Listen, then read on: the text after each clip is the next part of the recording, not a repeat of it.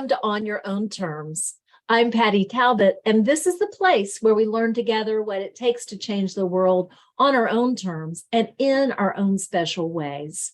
This week, I have with me a friend that I've known for many years professionally, and her name is Judy Diggs. Judy and I work together at several schools in our careers, working with children, trying to serve them to the best of our abilities. And every time I had the privilege of working with Judy, she brought wisdom to the occasion, and she brought the capacity to help us all sitting around a table trying to figure out what was going on with a child, how to look at things through their point of view, how to think about their needs as individuals, and how to make sure that we were showing up to understand that behavior is communication, and it's our job to do our best to try to understand what's being told to us through the behavior of a child who may not be able to express themselves as articulately as we might like.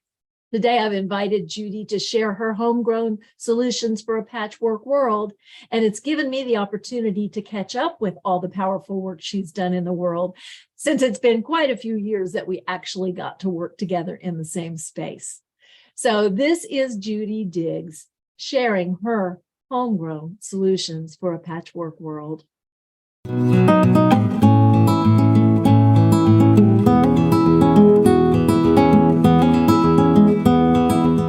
I was born and raised here in Montgomery County. I was born in Christiansburg, Virginia, and I've lived here the majority of my life. I did move for a few years to begin my career as a speech therapist, and I started my career in Roanoke City, and then I did a year in Wythe County, and then I got married, and we moved to Front Royal, Virginia, and then we ended up coming back here to Montgomery County. So while I was born and raised here, I did not start my career in Montgomery County. I wanted to spread my wings and try to learn something different. I am the product of a Methodist minister, and then my mom, and then I'm one of 10 children. They had 10 children together. I am number 8 in the lineup. It has certainly provided an opportunity for me to learn how important and significant relationships are with varying ages. Most of my siblings were older than me. We learned how to get along, even when you didn't want to get along. So there were just a plethora of things that I learned in growing up in a large family. It took me a long time, though, to embrace the size of my family, because growing up, I didn't have many peers that also had non-siblings. Everybody always looked at me like gasping. In fact, that still happens, but I'm okay with that. I am proud to say that I have 9 siblings and that they have helped to shape who I am. They helped me to problem solve at an early age, to figure out how I was going to get through situations at an early age. I learned early that I knew I could make a difference. I just learned very, very early on that I think I was put on this earth to make a difference. I spent the first 2 years of my education in segregated schools. I did not go to schools with people that looked different than me until I was in 3rd grade. And that was sort of at the pinnacle of the civil rights movement. And I was young and not completely embracing and understanding what was happening. We're learning how much now we didn't talk about history or the things that were going on around us. And that had an impact on me. But I had a lot of people that made the transition easy. My parents were extremely vocal. My dad was a minister, but he was also an activist in this community, and people knew that about him, and he was not going to take a back seat, and he especially was not going to take a back seat when it came to his children. He sent 2 of my older siblings to the public schools when they could go before the schools were actually closed, sort of as a paving a path, and not just for the rest of us, but for like all Black children here in Montgomery County. So that was interesting. There were a lot of hard lessons in that, but those were the things that shaped me. I think the other piece that has really shaped me too was that then my dad died when I was young. I was 11 years old. He had a form of cancer, prostate cancer, quite frankly, that was not curable back then, 50 years ago. So then we were raised, the last five of us were raised just by my mother. I always like to describe my mother as a social worker without a degree. So while she was not college educated, she herself just believed in being a support to any and everyone. She was the epitome of the pastor's wife. I mean, she loved everybody and everybody loved her. But then she went on to take a job with community action. She just got absorbed in her ability to form those relationships, especially with marginalized populations, and provide them with supports that they needed. And I just think she emulated that. And I liked what I saw and thought that's not a bad path to follow. So I think that she certainly paved the way for just not me, but many of my family members. We have several of us that are teachers, several that went in law enforcement. I have a brother that's a pastor.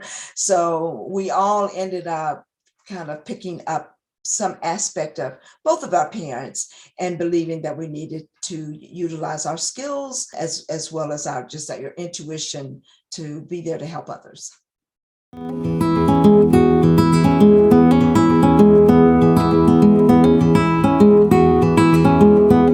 I spent 40 years as an educator. And as I have already mentioned, my career started as a speech therapist.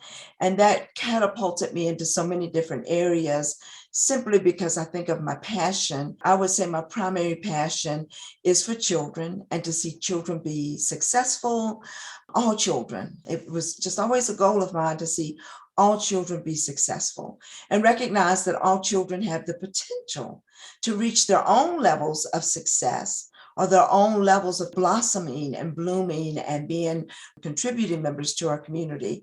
So I think it all started there, and just seeing that and understanding that in order for that to happen, all humans need a champion, really. But I was living in the world with children, and so that was always where my focus was.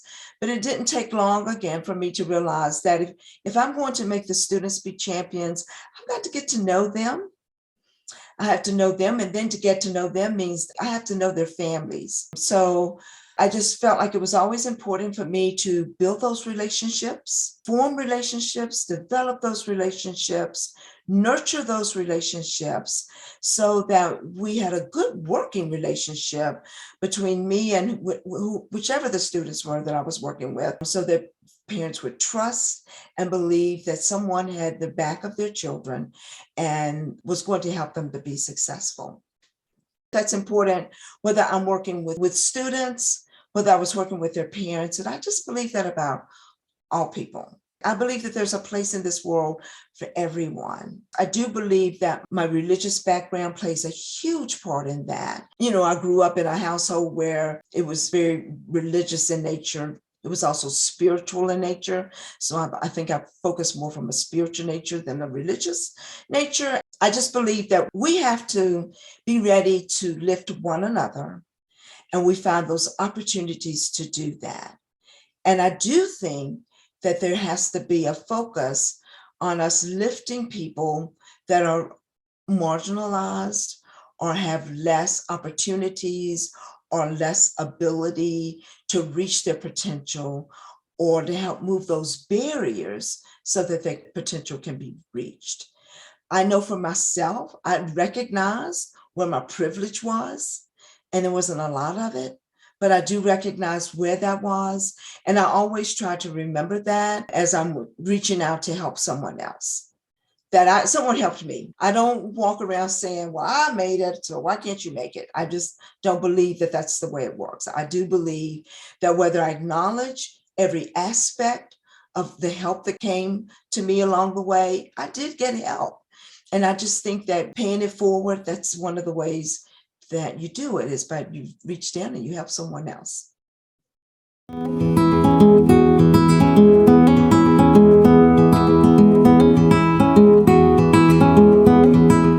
And I did have to learn about those interactions, because anytime I take a personality test, or early on, that's changed. But early on, when I would take personality tests, I realized that I'm really more of an introvert. than an extrovert. Like, I'm not necessarily this person that just runs out there and is just ready to greet the world. And I'm happy to do that. And I can strike up a conversation easily. I had to grow into that. Now, I married a person that is that person. He literally could walk up to a stop sign and carry on a conversation and could probably get the stop sign to say something back to him. But that was not me. So I had to grow into that. But it was those relationships. It was those opportunities that I was given to empower students that I was working with that I realized I have to take this one step further. And so whether I'm comfortable or not, I need to learn how to enhance my own ability to reach out and figure out how can I be a catalyst for bringing people on board, for involving people, engaging people, and making people feel comfortable and like they are a part of what's going on. And so I have felt that way. It doesn't really matter to me, like really who I'm working with. And with students, that was important. With their parents, it was important. I like to say that, I was making home visits into homes by myself. I know that's probably frowned upon now, right? But I would make those home visits when home visits weren't popular. But in order for me to understand really what was happening, really understanding the experiences that my students had, I had to know those experiences. And knowing those experiences made me comfortable being able to really reach out to families and being a good listener, being willing to hear their stories, never judging their stories, understanding that now we move from here. I have to meet people where they are. And so in my adult life and some of my experiences, and most of these are through my church, just looking for those opportunities to support the marginalized populations, or regardless of what it's around, whether it's homelessness or food insecurity, it just doesn't matter. Just being willing to meet people where they are and helping them to know that I know situations and times are hard, and understanding that, and understanding that we're not going to just change things overnight. I don't try to go in and be anybody's savior, because that's not what people are looking for. Everything has evolved into me understanding that it's important to have those interactions, but to do it in a loving and trusting kind of way, and doing it in a way where people feel like they've been embraced and accepted.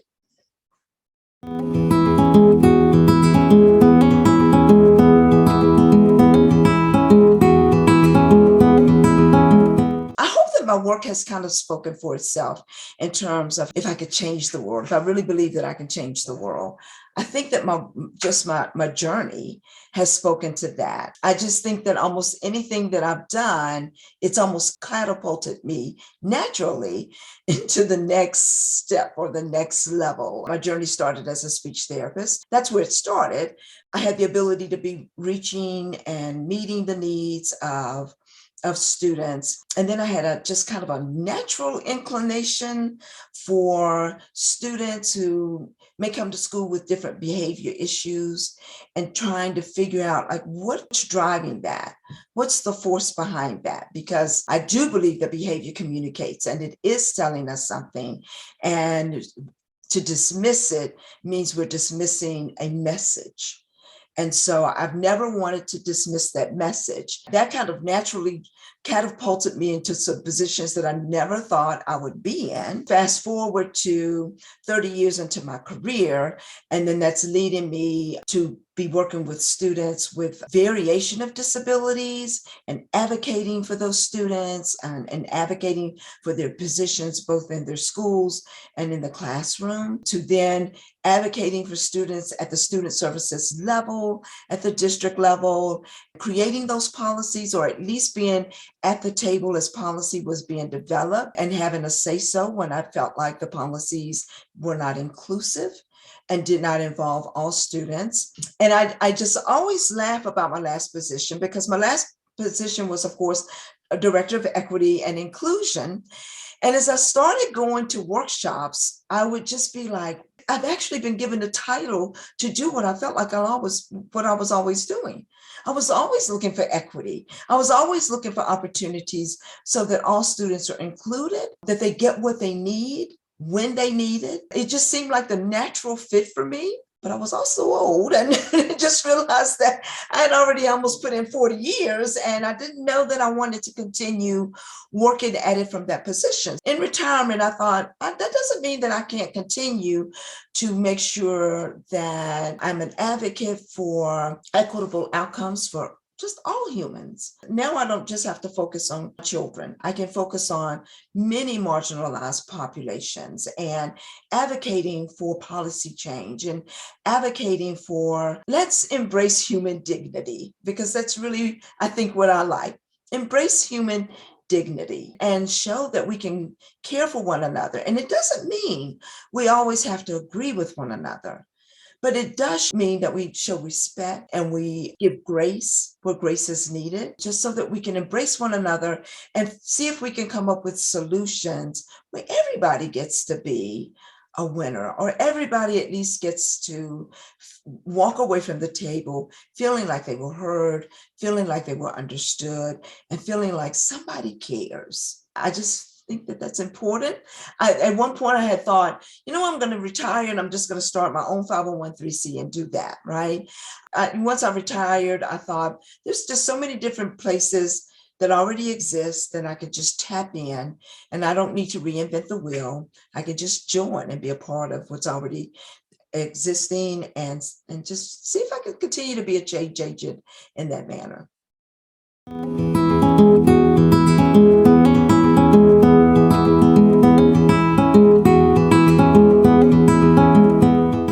I think what I'm most proud of right now is the influence that I've had on my own children and the things that they want to do, and they're doing it from two variations, if you will. I think I'm proud that they've heard the message and they're trying to create their own missional kinds of way to give back to the community, to lift others in the community, and to empower and be impactful, to encourage others. And so I think probably just continue. The work hasn't just stopped with me. I keep telling my daughter, who is a school counselor now, that we're probably a road show and we just haven't figured that piece out.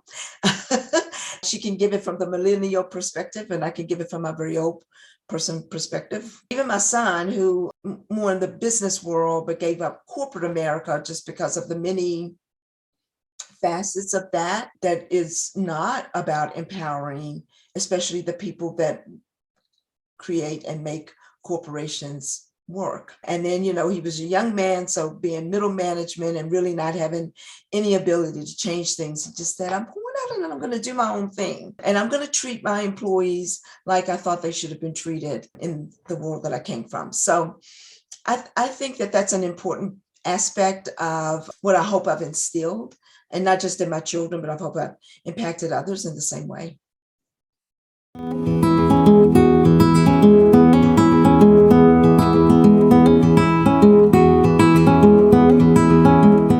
I think it's extremely important for people to be involved in their communities and be involved in a way where we can impact change. And so there's dialogue on race. I participate in the education committee, but there's 4 other committees that are really working to impact change and coming together and really trying to create ways in which we're doing that and not just talking about it. I think the NAACP is another way in which you could do that. For me, I just think it's important to be involved in any organization where they are working to reach and minimize the impact of some of our societal ways that get in the way from people in the margins being able to make progress. So whether that's community action, whether that's McKeep, anything where you feel like that you can join and be a part of, there are lots of opportunities to offer assistance, to be supportive, to offer either your gifts and talents or just a helping hand. Many organizations within our own community. And then I also think it's important to find out what kinds of supports are needed in places that offer mental health supports. Are there ways to participate and partner with some of those organizations There are many times there are families who are in need, and either as a person or as an organization, you can do some partnerships with them to figure out ways that you just embrace people and make them, again, being a champion for other people in the community. But I think that those would probably be some of the most powerful ways that you can do that. I think if you're passionate about something, then don't be afraid to use that passion to influence change. I think it's the passion that helps to influence change.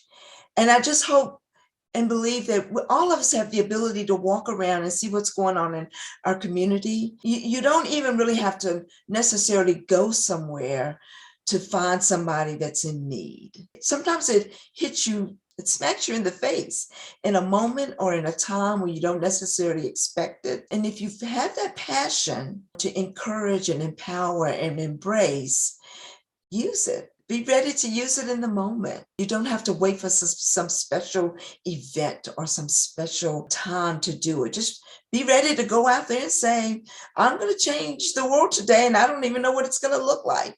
But if it hits me in the face, I'm sure I'll recognize it, and I'm just going to do it. And vote.